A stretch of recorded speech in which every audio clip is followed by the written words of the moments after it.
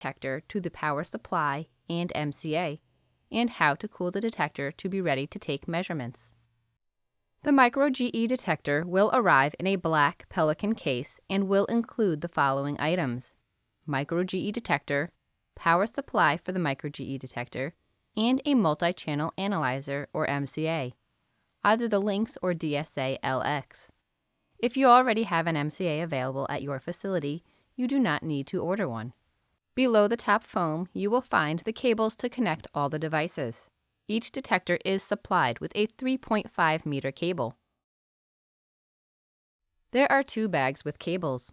One has the industrial cable for the MicroGe detector, power supply, and connectors for the MCA. The second has the power cord for the power supply, the bias shutdown or BSD cable, and the MCA power supply.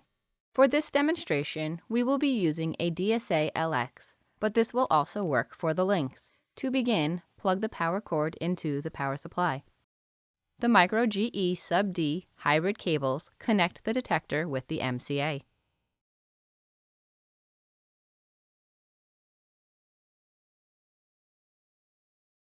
Connect the MicroGe detector to the supply power station box.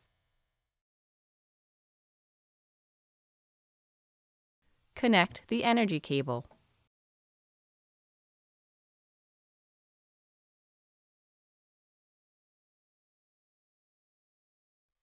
Connect the bias shutdown cable from the power supply box to the HV inhibit on the MCA.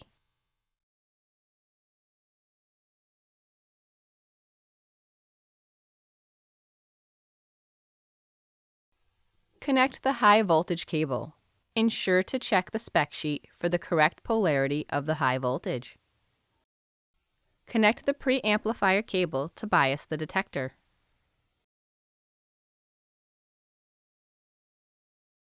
Connect the MCA power cable to the power supply.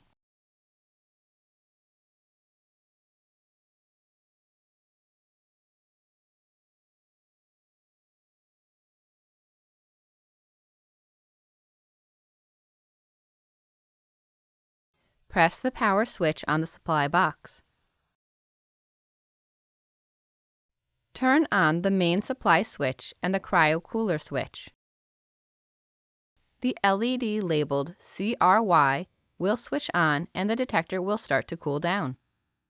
When the LED labeled T is on, the detector can be biased. Before applying the high voltage, make sure that the low voltage power supply cable is well connected and that the temperature LED is on.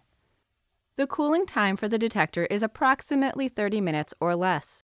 Now you are ready to connect the detector to your computer installed with Genie to start your measurement. For further assistance, please call 1-800-255-6370.